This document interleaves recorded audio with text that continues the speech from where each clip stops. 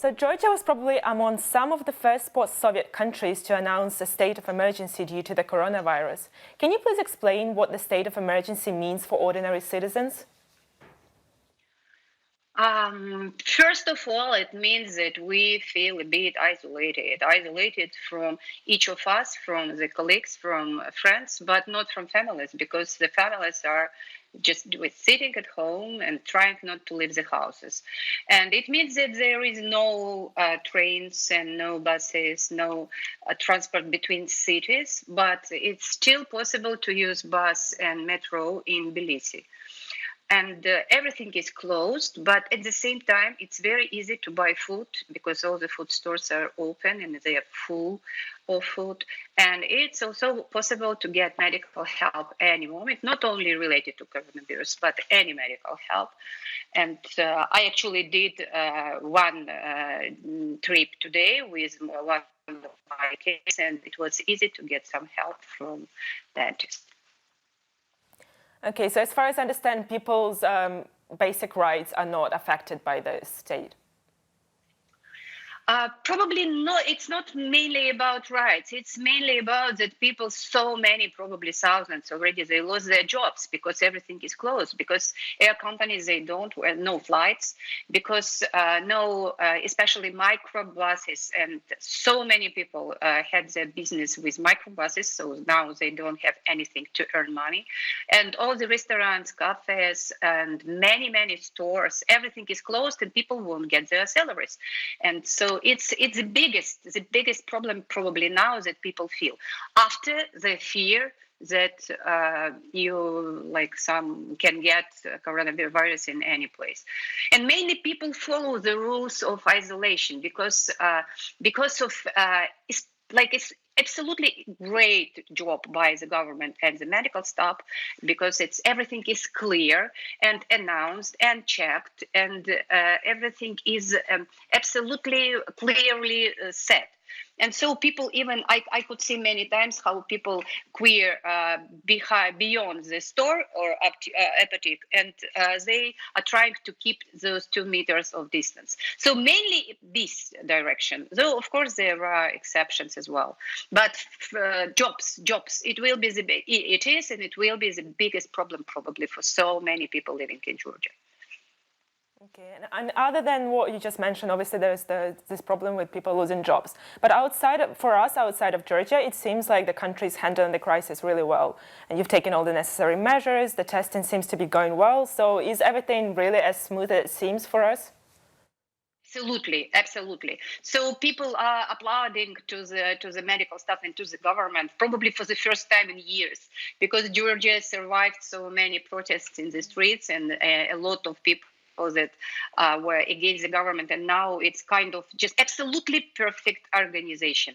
And Georgia was probably first, and it was in time when we had just one case, and already immediately the schools were closed and kindergartens and offices and everything. So probably the measures were taken, and maybe it will help, but only God knows, probably. And I also wanted to ask you about Georgia's 2 occupied territories, South Ossetia and Abkhazia. How is the situation there with regards to the coronavirus? You ran an article, JAMnews ran an article saying that there are no coronavirus tests in South Ossetia. Can you just explain what you know about the situation there? As I heard, at least there were news that yesterday they brought about 100 tests to South Ossetia, but I can't check it so far, so I can't say for sure. But so far, before, there was no checks, no tests, and it was impossible to check whether they have somebody affected by coronavirus or not. But the biggest problem probably is that not only tests in South Ossetia and Abkhazia as well, but the problem is that they have just one intensive care ward, and they don't have specialists at all somehow prepared for the situation. And they have just one lab, and lab isn't prepared as well. in South Ossetia, and at the same time, Russia closed the borders and isn't going to help so much to those two territories. And by the way, today in Abkhazia, just right today, maybe a couple of hours ago, the government of Abkhazia, they announced the special situation. Though it's not so strict as somebody would expect. And today in the morning in Abkhazia, there was a big march by local people, Christians, who were praying that God would save Abkhazia from coronavirus. So it's really, situation is dubious, I would say.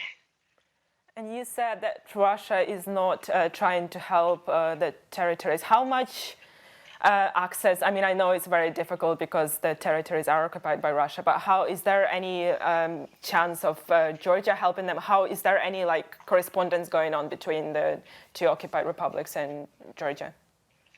Georgia announced that it is ready to help and sending some tests and even express test systems, and it's ready to help with medications and with doctors, or except those who might be, because so far no cases announced officially, at least in South Ossetia and Abkhazia. So Georgia announced that it is ready to help with any means, but it was not accepted, and there was a reply from the governments of both Abkhazia and South Ossetia that they don't need it and they are going to somehow to survive themselves. And it's officially. Unofficially, it's very difficult to say so far because there is no emergency so far, and hope that there won't be any emergency. But if it happens, then probably the situation would change, and I don't know. I can't predict so far. And also Abkhazia just seemed to have the so-called presidential elections there. That was all happening, amid this global outbreak everywhere of the coronavirus. Could you comment on that? Was that immature, irresponsible to hold such a big event in the region? Me personally, I had a feeling, and not only I, but many of my friends, colleagues, they would say that it was a bit dangerous to do it. And in Abkhazia, people, the government decided that no threat so far because no epidemic, not epidemic situation. But people also were not so much scared, and they were coming in dozens to the places to vote, but nobody was scared. And for me, from my point of view, it's a bit irresponsible to do such elections in such a period, but it still was organized. Not so many, I would say not even anybody protested in Abkhazia, but people were mostly agree that it must be conducted. And you know that they survived half a year of very turmoil situation because of politics, because of that their main leader of opposition, who now is the president of Abkhazia, he was poisoned, and there was attack on the presidential administration in Southern Abkhazia, and something like this. So they have survived so many months of disturbance, and probably maybe this also was a factor that somehow brought them to conduct those elections, at least now. Okay, thank you so much, Margarita. That was very helpful, and stay safe and good luck with everything. Thank you, and for you as well. Okay, bye-bye. Bye.